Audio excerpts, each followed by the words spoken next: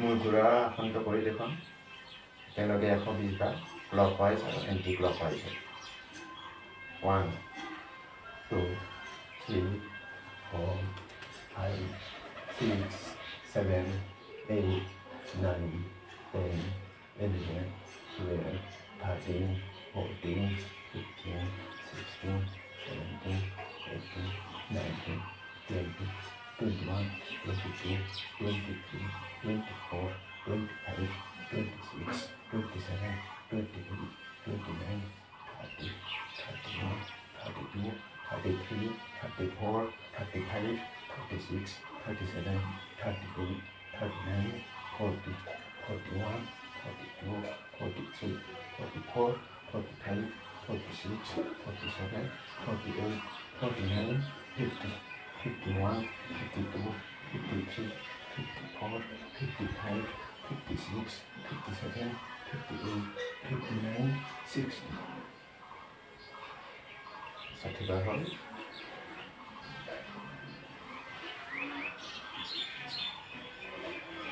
1 2 3 4 5 6 7 8 9 10 11 12 13 14 15 16 17 18 19 20 21 22 23 24 25 26 27 28 29 30 31 32 33 34 35 36 37 38 39 40 41 42 43 44 45 46 47 48 49 50 51 52 53 54 55 56 57 58 59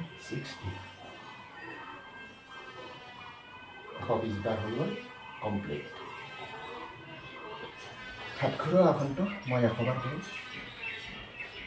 সকলোৱে যেনেকৈ চেষ্টা নকৰিব কাৰণ বহুত দিন এই আসনটো কৰাৰ পিছতে এনেদৰে কৰিব পাৰিব 10-15 বছৰ 5 বছৰ যোনে কৰি আছে মোক জনাব 100 বছৰ ধৰি এনেদৰে কৰি থাকিলেহে পাৰিব মোৰ নিচিনাকৈ কিন্তু সকলোৱে কৰাৰ চেষ্টা নকৰিব এয়া 1 2 3 4 5 6 7 8 9 10 11 12 13 14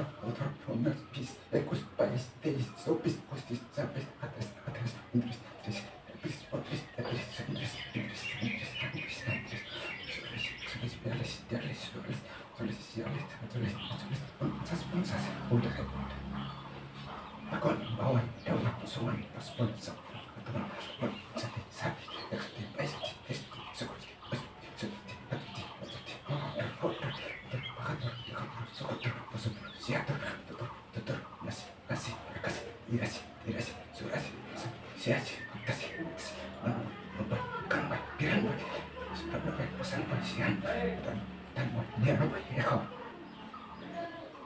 কৃষ্ণৰাম সকলো দৰ্শককে স্বাগতম জনালোঁ আজি মই কেইটামান আসন প্ৰাণায়াম ধৌতি দেখুৱাম যিকেইটা প্ৰতিদিনে কৰিলে আমাৰ শৰীৰটো এক্টিভ হৈ থাকে অৰ্থাৎ সক্ৰিয় হৈ থাকে আৰু এইকেইটা আসন প্ৰাণায়াম ধৌতি মই 10-15 বছৰ ধৰি কৰি আহিছোঁ আৰু নিজেও বহুত সুফল পাইছোঁ গতিকে আপোনালোকেও নিশ্চয় সুফল পাব গতিকে বলক ভিডিঅ'টো আৰম্ভ কৰোঁ প্ৰথমতে চিতাতে থাকি 4-5 মিনিট দৌৰিব দৌৰিলে আমাৰ বেড কলেষ্ট্ৰলবিলাক আঁতৰি যায় অৰ্থাৎ LDL ট্ৰাইগ্লিচাৰাইড এইবিলাক আঁতৰি যায় গুড কলেষ্ট্ৰলৰ সৃষ্টি হয় অৰ্থাৎ HDL কলেষ্ট্ৰলৰ বৃদ্ধি হয় আৰু লগতে হাওঁফাওঁ হৃদযন্ত্ৰ শক্তিশালী হয় আৰু আমাৰ অলাগতীয়াল চৰ্বিবোৰ কমায় এতিয়া ইয়াৰ দৌৰা আসনটো দেখাইছোঁ মই এনেকৈ দৌৰিব অলপ স্পীডত দৌৰিব 4-5 মিনিট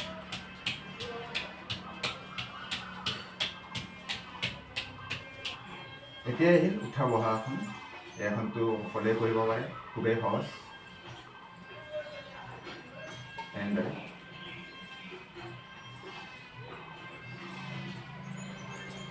10-15 বাৰ কৰিব।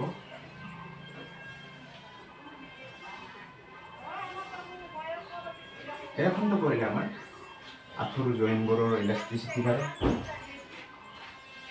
আৰু আমাৰ কঁকাল, উৰু, কলাফুলৰ মাংসপেশী লগতে স্নায়ু সবল হয়।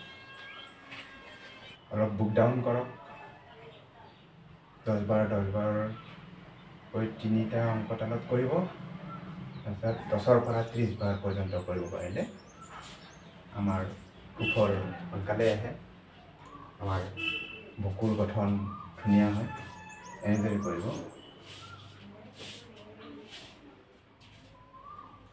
এনেকৈ ল'ব, চিধা ৰাখিব, এনেদৰে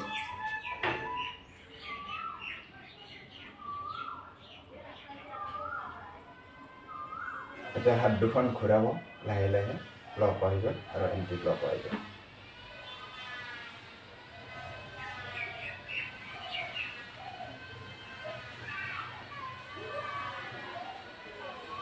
উল্টাকৈ ঘূৰাব।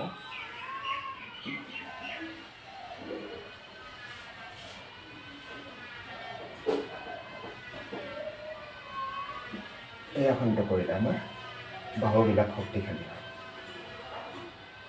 বাহুৰ ইলাষ্টিচিটি বাঢ়ে, জইনবিলাকৰ ইলাষ্টিচিটি বাঢ়ে। এনেদৰে কৰে।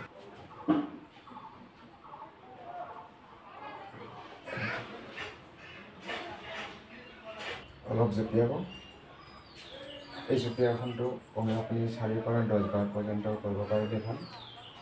এই আসনটো কৰিলে আমাৰ উৰু, কঁকাল, কলাফুলৰ স্নায়ু সবল হয়, লগতে কোষ খলচা হোৱাটো সহায় কৰে। এনেদৰে কৰিব। আমাৰ উৰুখন যাতে বুকুৰ ওপৰলৈ উঠি আহে। এনেদৰে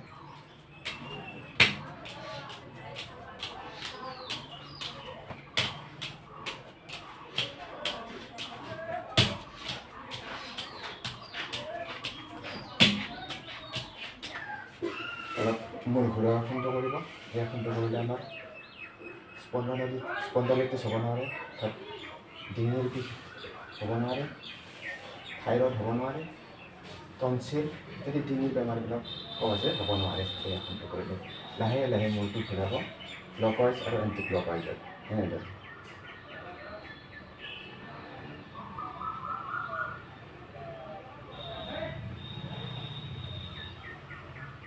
উল্টাকৈ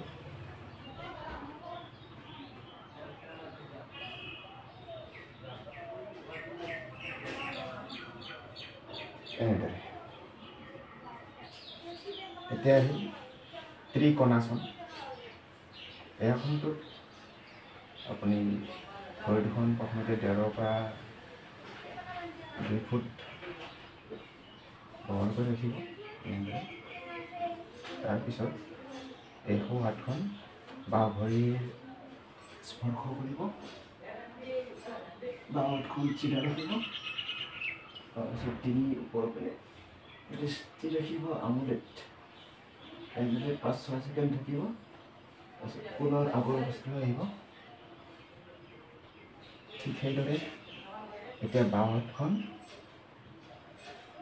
সোঁ ভৰিত স্পৰ্শ কৰিব, সোঁ হাতখন ওপৰৰ পিনে চিধাকৈ ৰাখিব, ডিঙিটো সোঁ হাতৰ আঙুলিত,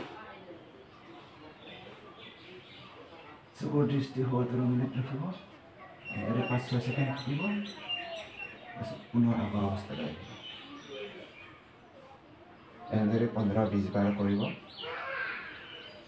এই আসনটো কৰিলে আমাৰ পিঠি, উৰু আৰু কলাফুলৰ মাংসপেশীৰ লগতে স্নায়ু সবল হয়, আমাৰ মেৰুদণ্ডৰ নমনীয়া হয়, মেৰুদণ্ডৰ স্থানচ্যুত কেশৰিকা স্বস্থানলৈ অহাত সহায় কৰে আৰু আমাৰ কঁকালত যিবিলাক অলাগতিয়াল চৰ্বি জমা হয় সেইবিলাক আঁতৰি যায়, কঁকাল লাহি হয়। এতিয়া কৰ্টি চক্ৰাসন। এই আসনটোত আপুনি হাত দুখনৰ আঙুলিকেইটা লগ লগাই এনেকৈ কৰি ল'ব ফাৰ্ষ্ট। তাৰপিছত ভৰি দুখনৰ মাজত 1.5-2 ফুট বহল কৰি ৰাখিব ভৰি দুখন। তাৰপিছত উশাহ ল'ব। উশাহ লৈ মূৰ, বুকু আৰু হাত সোঁফালে এবাৰ ঘূৰাব। তাৰপিছত মাজলৈ আহিব, উশাহ আহিব, উশাহ টানিব, আকৌ বাওঁফালে যাব। উশাহ এৰিলে উশাহ টানি ল'ব। 5-6 ছেকেণ্ড ৰাখিব এনেদৰে। আকৌ মাজলৈ আহিব।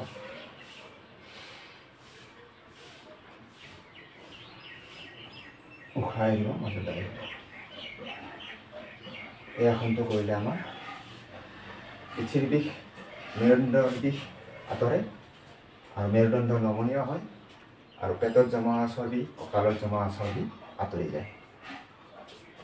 এই আসনটো কমেও 10 বাৰ কৰাৰ চেষ্টা কৰিব। আজিৰ ভিডিঅ'টোত কেৱল 8টা আসন দেখুৱালোঁ আৰু ইয়াৰ পিছৰ ভিডিঅ'ত 30 আৰু প্ৰাণায়ামকেইটা দেখুৱাম। দিনটোৰ কাৰণে শৰীৰটো সুস্থ সবল আৰু সক্ৰিয় কৰি ৰাখিবৰ কাৰণে এই 8টা আসনৰ লগতে 30 আৰু প্ৰাণায়ামকেইটাও কৰিব লাগিব। ভিডিঅ'টো দীঘলীয়া হয় কাৰণে ইয়াৰ পিছৰ ভিডিঅ'ত মই বাকীখিনি দেখুৱাম। এইখিনি সকলোৱে কৰি চাওক। বেছি সময় প্ৰয়োজন নহয়, 15-20 মিনিটৰ মাত্ৰ প্ৰয়োজন। সকলোৱে চেষ্টা কৰক। আগৰ পৰা কৰি আছে যিটো ভালেই কথা। যিবিলাকে কৰা নাই এই আসনকেইটা কৰিবলৈ চেষ্টা কৰক। দিনটোৰ কাৰণে আপোনাৰ শৰীৰটো এক্টিভ ৰাখক। যদি ভিডিঅ'টো ভাল পালে সকলোৱে লাইক, কমেণ্ট, শ্বেয়াৰ আৰু ছাবস্ক্ৰাইব কৰি আগলৈ ভিডিঅ' বনাবৰ কাৰণে প্ৰেৰণা দিব বুলি আশা কৰিলোঁ। কৃষ্ণ।